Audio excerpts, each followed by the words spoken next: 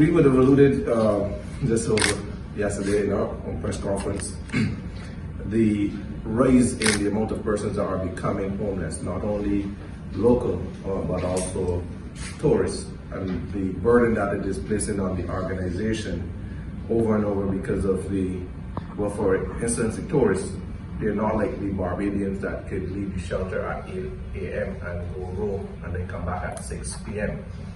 In most cases, we find ourselves having to take care of them like if they were in the hotel themselves. And that is a strain on us, and we understand that they don't have that knowledge of Barbados to where to go, where to relax during the day. And so it puts a strain on us. We're also seeing that increase as well in the amount of women that are becoming homeless, especially with women with children. Late night calls, 2 o'clock, 3 o'clock, especially from the police force who have been trying their best to help where they can by making sure that the ladies and the children do not sleep on the street. And one of the solutions is to call us and see if we can put up that that female and the child. And so that is becoming another issue that we're seeing. I think it's time that Barbados look to put together some sort of facility that could cater to the persons in this particular position and let the shelter become the last resort rather than its first resort. So those are things that we're seeing. We're still seeing the increase as well in the amount of men, and generally Barbadian public, that is because of their ability not to pay rent. Some of these services that we have, especially the governmental services, are moving rather slowly in terms of providing care for those persons. So if, for example, they may be waiting for welfare to say okay to get paid rent for them.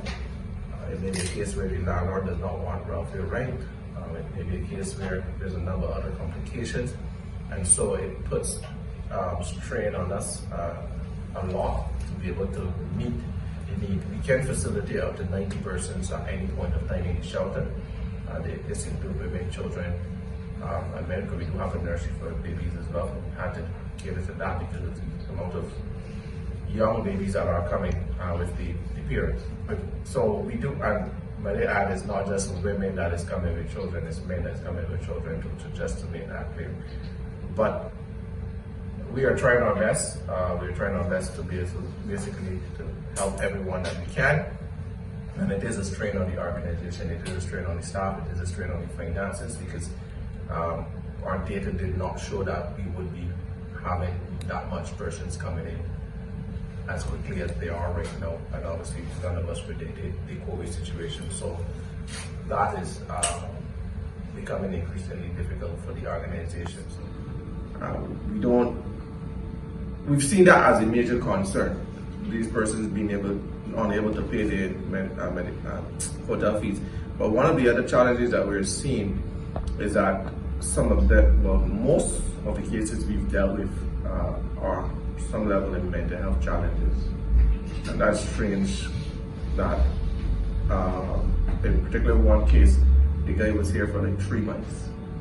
He would have been at the hotel, his funds would have run out, his family would have given him some more money to get home, and he did not take the money to go home. He stayed here, he was put out of the hotel again, became homeless again, and then the cycle starts over again.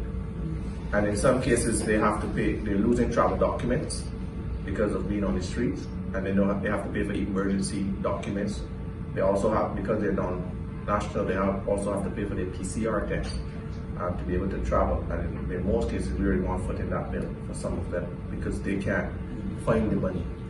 And we want them out of the country because I mean, we able to put the $100 for the PCR, and it's faster than, it's more easier on us than trying to feed him every day and keep him in the shelter. So and some females as well, but we've seen that as challenging. And all the ones that we've seen, when we evaluate them, they have mental health challenges. We have a new case, and as I said, this is as far as European countries. This guy, we're trying to help him get out of the country, but he has the belief that he's being followed by his country, he's being tapped. Even taking up 45 minutes of my phone time calling overseas. And then believing that my phone is tapped as well. And so you have to bring in. Are you giving the phone? And all he has to do is just explain to the bank that he's traveling and they can release his funds. So the cases, and then when you bring in the psychiatrist to do the evaluation, you find that they're suffering from some sort of mental health challenge. And those cases, so it's weird that I would have liked to be saying that I'm just dealing with a case where someone is just not able to pay their bills and we can help them get back on the plane quickly. But you're dealing with mental health, you're dealing with all other things, and then the repatriation flights are stressful because in all goodwill, the embassies may call us and the friends of the different Caribbean countries will call you and say, hey, can you keep this guy for a night? His repatriation flight is tomorrow. Then you get a call that the repatriation flight isn't until next week.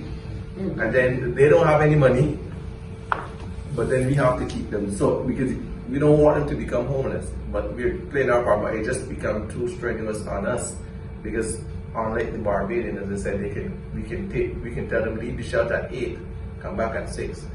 These people don't know where to go. And if you leave them up there, it's harder. So we have to bring in security, keep security 24 hours. You have to feed them 3 square meals a day.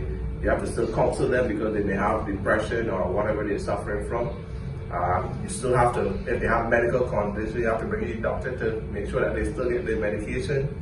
And so it's a little bit too hard at this point, especially when you don't have the resources to continue.